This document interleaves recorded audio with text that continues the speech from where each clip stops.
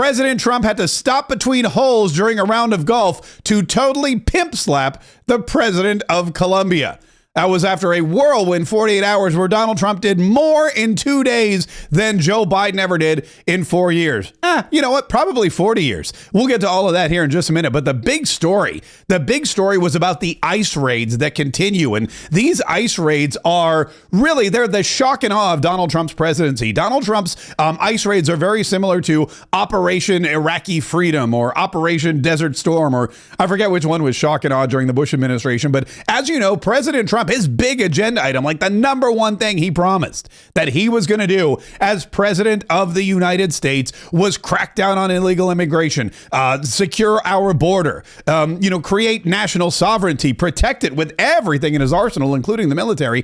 And yes, he put Tom Homan in charge of rounding up the illegal immigrants who are here in the United States, most importantly, the criminal elements, and sending them back home as part of the most massive illegal immigration deportation effort in American history. And so far, promises made, promises kept. The Washington Times reports, shock and awe, ICE sweeps up record number of illegals in the U.S. President Trump's shock and awe strategy has fueled a surge in immigration arrests in the interior of the country, as the government's deportation force said it made nearly 1,000 new arrests Sunday.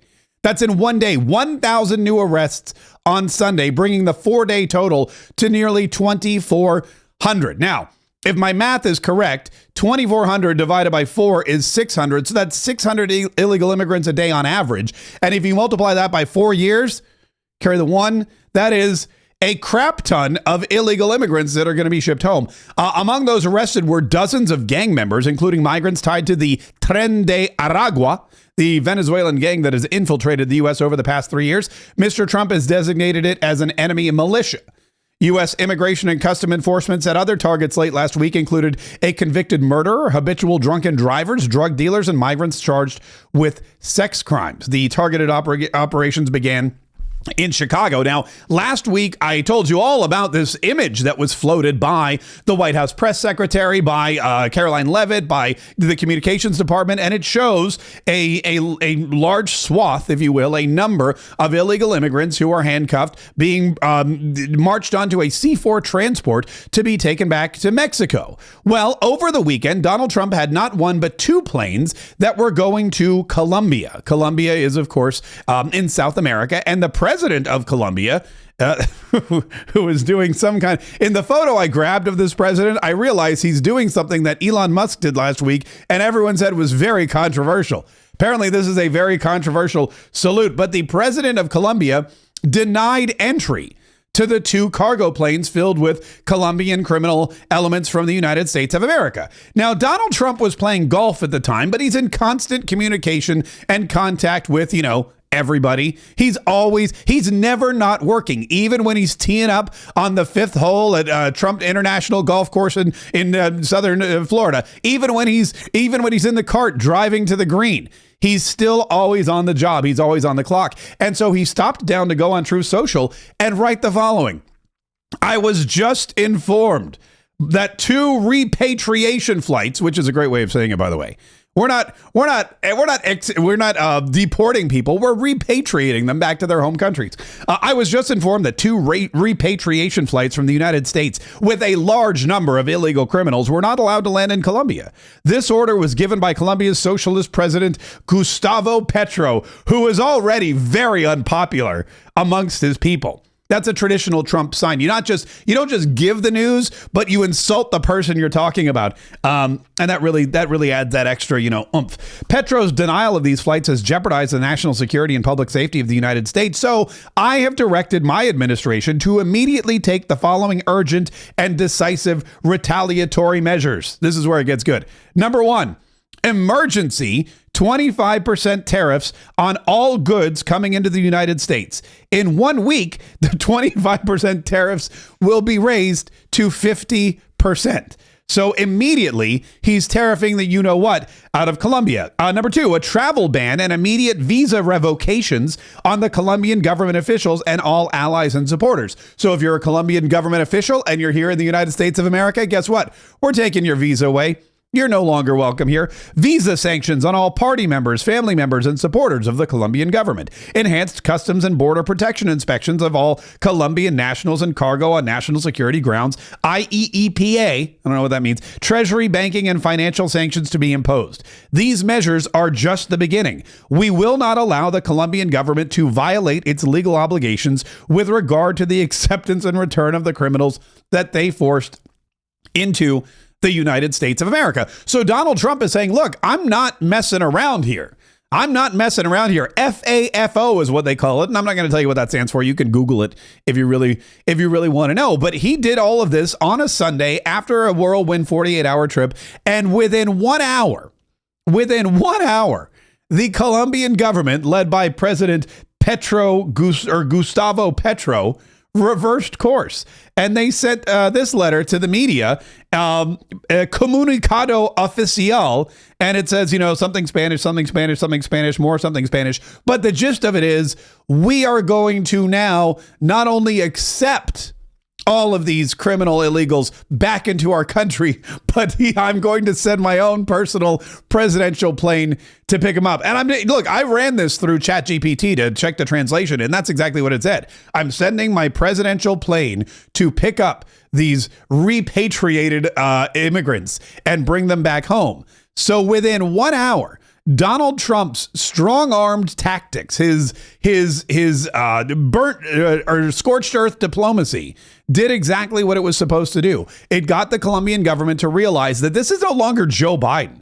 This is no longer the United States of the last 4 years. This is the United States of America that understands how powerful it is, how important it is, how economically dominant it is. And if you want to stop us from saving our country, if you want to get in the way of President Donald Trump securing national security or keeping the people that have voted him into office safe, if you stand in the way of that, you're going to get bulldozed. And that's exactly what happened. This guy got totally bulldozed. And I imagine that he regrets it. The White House released an official press release from the office of the press secretary, Caroline Leavitt. The government of Colombia has agreed to all President Trump's terms. Imagine that, including the unrestricted acceptance of all illegal aliens from Colombia returned from the United States, including on U.S. military aircraft, without limitation or delay.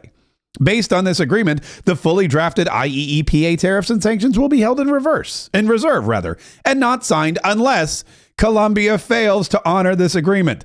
The visa sanctions issued by the State Department and enhanced inspections for customs and border protection will remain in effect until the first plane load of Colombian deportees is successfully returned. Today's events make clear to the world that America is respected again. President Trump will continue to fiercely protect our nation's sovereignty, and he expects all other nations of the world to fully cooperate in accepting the deportation of their citizens illegally present in the United States. This is how it's supposed to work. There's a bunch of there's so many critics, there's so many people writing about this, but this is how it's supposed to work. Donald Trump is the president of the United States of America. And if you are not with us, you're against us. And, there are people crying. AOC was crying on X. Harry Sisson was crying on X about how we're going to have to pay more for coffee. We're not going to pay more for coffee. This guy folded in like 30 minutes. He didn't even last as long as Mike Tyson did with Jake Paul in the ring. I mean, it was fun to watch. It was exciting to watch. And this is exactly what presidents do. Sanctions, as Donald Trump has always said, are a tool. Tariffs are a tool. All of these things are tools to use whenever and wherever necessary to get the job of being the United States done. And being the United States means we have to get illegal criminal elements out of our borders and by, at all costs. And apparently it didn't cost that much because Donald Trump had got this done before he even got to the back nine. On CNN, they were all up in arms about it. Scott Jennings was there to discuss exactly what happened. The reason Donald Trump had to resort to these tariffs and sanctions and punishments today is because the president of Colombia refused to accept a flight of migrants. He said he wouldn't take them. Donald Trump said, we're going to enter the F around and find out portion of this conversation. And he hit him with sanctions and tariffs. And now tonight, the Speaker of the House, Mike Johnson, says Congress is going to back him up on that. He's putting Colombia, he's putting the rest of this hemisphere on notice that you are not dealing with the same president that you were. You're dealing with someone who is taking illegal immigration seriously. Now, within an hour of making that threat, the president of Colombia said, whoa, whoa, whoa, I'll send my own plane to pick these people up. So obviously, he got their attention. And they'll have learned a valuable lesson that Donald Trump is taking immigration, illegal immigration, seriously. This is real leadership, but it sends a message to everybody else in the hemisphere. Do not test us. This is not Biden and Harris. This is Trump and Vance. We mean business. Yeah, and that's a great way to put it. That's a great summation. It's a great summation there by Scott Jennings over at CNN. Now, the other thing that happened was, of course, this came at the tail end of a whirlwind 48 hours where Donald Trump did more than I think any president in my lifetime, any president that I remember watching. He, first of all, went to Washington, D.C. on Friday morning with Melania, the first lady, in tow. They got on a helicopter. They went to Joint Base Andrews. They got on a plane, and first they flew to North Carolina, and we carried that press conference live on Mark Kaye Saves the Republic. It was really incredible to see President Donald Trump interacting with the victims of Hurricane Helene, the people who had lost everything. He met them where their homes were. He met them where, the devastation was. And he did really a fantastic job of just listening and helping. People were complaining about their insurance company. Donald Trump made sure that they promoted those insurance companies by name. He met with the leaders and the EMTs, and he pledged support. He bashed FEMA for like an hour. Basically said, there's no more FEMA. FEMA's horrible. We're going to get rid of FEMA. And then he got on a plane and he didn't go home. He flew all the way across the country to California, where he basically did it all again. And when he was in California, he met with leaders. He met with Gavin Newsom, which was surprising because they have been, let's just say, I don't even know if frenemies is the right word. I think they just, mutually despised political rivals. Gavin Newsom has said some not so nice things about Donald Trump. Donald Trump repeatedly refers to Gavin Newsom as Gavin Newscum. But in this particular scenario, they need to work together. The governor of California is facing a massive crisis, a massive disaster. And Donald Trump is the president of the United States. And he's the only person, really, I think, that could take charge of this and do something about it. And he did take charge of it, and he did try to do something about it. He called a meeting of everybody who was in charge, and he said, here's what we're going to do. First of all, we're going to rebuild. I'm signing an executive order to open up the pumps and valves in the north. We want to get that water pouring down here as quickly as possible and let hundreds of millions of gallons of water flow down into Southern California. And that'll be a big benefit to you. If you don't want it, you're going to tell me, but I can't imagine it. I tell you who does like it is the fire department. When I said that, they were very happy with that. They didn't mind hearing that. Donald Trump has federalized the water delivery system in California. He's basically going in and saying your government, your governor, your parks department, your water department, your mayor, your people can't get water into the fire hydrants so that the fire department goes there, turns them on, and can spray water on people's homes when they're burning. That's a problem. You haven't taken care of it. You've been more, I guess you would say, concerned about the Delta smelt, than you have about the people who voted you into office and pay all your taxes and do all the work in this state. So we're going to go ahead by executive order. We're going to make sure that the water starts flowing. Then he told about that he was going to waive all federal permits. This is huge, by the way, because Donald Trump, being a real estate mogul, being someone who's built earthing, being somebody who's built buildings and housing developments and golf courses and vineyards and casinos and God knows what else, he knows that the permitting process is the biggest roadblock to getting anything done. That permitting is what keeps most people out of the real estate business or the development business. And when it comes to construction,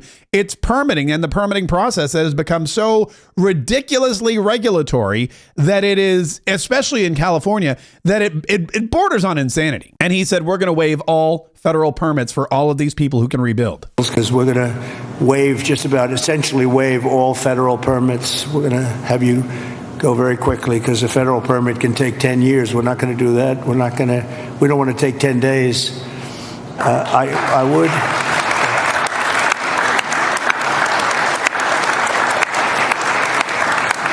So we're declaring this a national emergency. By doing that, I can give you immediate permits. I'd ask that the local permitting process be the same. Some of the people were saying they're going to be forced to wait 18 months for their permits, and I don't think you're going to do that. I can't imagine that. So they are literally in a position right now they'd like to start tonight, and they'll clean their site, they'll do everything. They just want to start, and they were very concerned with the 18 months, so I'm sure you can get it down to, I would say, not even 18 days. They are ready, Mayor, they are ready to start. Yeah, and that's Mayor Bass, by the way, Karen Bass, who is horrible and who Donald Trump also excoriated. And then there was a guy, there's this uppity guy, Brad something or other. He is a one of the representatives that represents the district there in Palisades. And Brad was trying to defend FEMA, and Donald Trump was like, FEMA's horrible, you're an idiot. And he was talking, he was really getting up in Donald Trump's face, and you could tell that President Trump eventually just had enough. Mr. President, without your help, they're only going to get $43,000 from the federal government, even if they have a half $1 million. You did something, loss. Brad, with every insurance company in the country left California. That's why you have no insurance, because you made it so impossible. People that think like you made it so impossible. And Brad, every Mr. insurance President, company. I don't know what I'll tell you this, about my thinking. I've never seen a state where almost nobody has insurance. And I said, what happened? And they said, like 6 months ago, they all left. And 2 years ago, they had different, quadrants, but they left.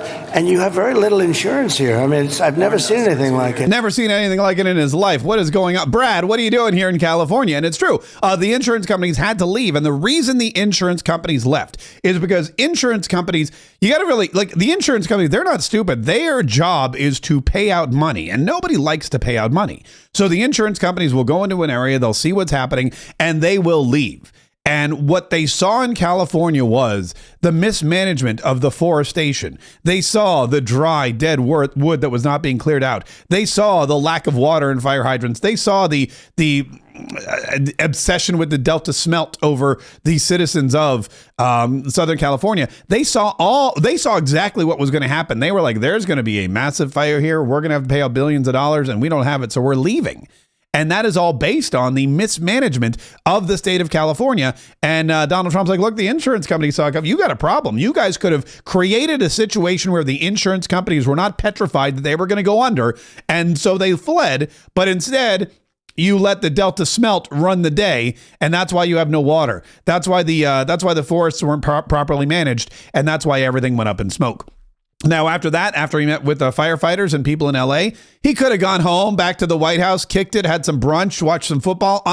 He went to Nevada, and he went to Nevada to thank the people there for everything that they did. And he went to Nevada because he wanted to say, oh, by the way, I'm going to keep my promises about no tax on tips. Near the top of the agenda for our historic Republican majorities in Congress is to pass a massive tax cut for American workers and families.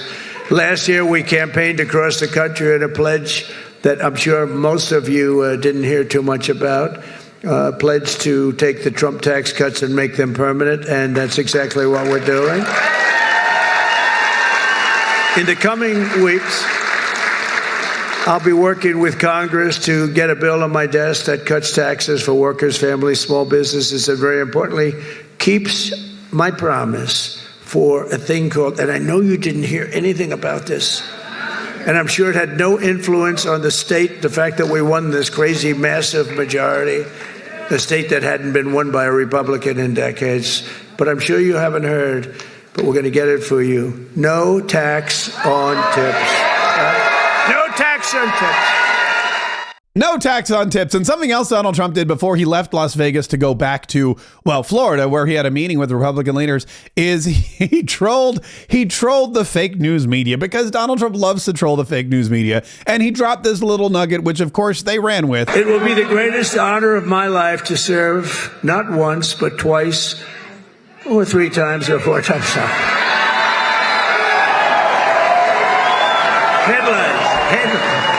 Headlines from the fake news.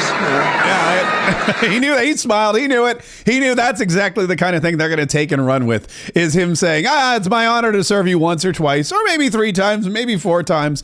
I don't even have time to share all of the headlines that were written after that. But listen, it's every single day is going to be like this. It's nonstop. In fact, I turned to my wife on Sunday morning. I said, I really probably need to start doing this podcast 7 days a week, because Donald Trump works 7 7 days a week. The news continues 7 days a week. America gets greater every single day. So I probably need to be here to report it every single day as well. Two more quick things before we wrap up and plan for our second daily podcast, Mark Kaye Saves the Republic, which we'll get to here in just a minute. The first one is that today, Donald Trump is expected to sign a promised executive order to reinstate all of the troops who were discharged during COVID for refusing to get the government mandated vaccine. Not only will he be reinstating those troops to the military under the new Secretary of Defense, by the way, Pete Hegseth, who was confirmed last week on Friday by a vote of 51 to 50. Not only will he reinstate those troops, but he will reinstate those troops with back pay. So an exciting day for our military, our exciting day for our fighting men and women, an exciting day for all the United States of America. Also, one last thing, there's an idea being floated to rename Dulles International Airport in Virginia to Donald Trump International Airport instead. And that, I'm going to be honest with you, I think that's a fantastic idea. I mean, Donald Trump once owned an airline. He owns his own plane. He's one of the most consequential presidents there is. John Foster Dulles, who it's named after, wasn't even president. He was like, Secretary of State or something. I think he was a Democrat too. So maybe it's time to rename the airport. Now, it is interesting because there is already an airport in Washington, D.C. named after a president, and it's Ronald Reagan Airport. So you would have two airports in Washington, D.C., both named after Republicans, and that is something that House Democrats, I don't think, could stomach. However, House Democrats aren't in power. So if the representative who introduced the bill to rename Dulles International Airport Donald Trump International Airport gets it through, it could very well happen as long as the Republicans keep that majority. I don't know. I'll tell you, I could only imagine if Donald Trump had an airport named after him, Donald Trump would make sure that was the most luxurious, most awesome, most beautiful airport in the entire world. And he would make gosh darn sure that every single flight in and out of that airport was on time, no matter what. It's always exciting to see what Donald Trump has planned. Listen, there is a lot more that we need to discuss and a lot more news from over the week that we just don't have time for on the 47 Daily Podcast. That's why we have a second daily podcast called Mark Kaye Saves the Republic. And you can watch it live. You can live stream it on any of our live streaming platforms. Or if you'd prefer, you can go to iTunes or Spotify. You can go to whatever platform you like to get your podcast from. You can search Mark Kaye Saves the Republic. Listen, download, listen, and enjoy.